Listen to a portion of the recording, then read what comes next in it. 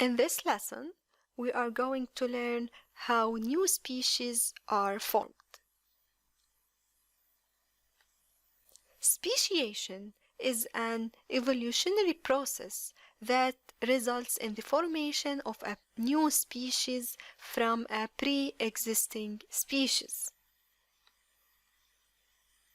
Reproductive isolation, followed by the accumulation of genetic changes through natural selection, can result in the formation of a new species.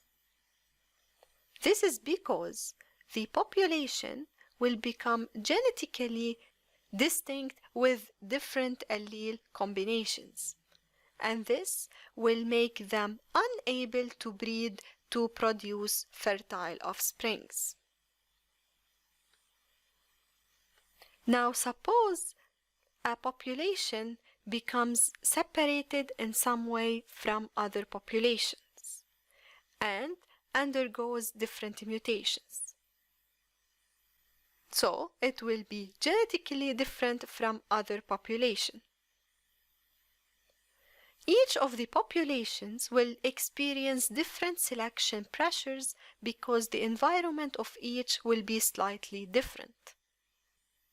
Now, natural selection will then lead to changes in the allele frequencies of each population.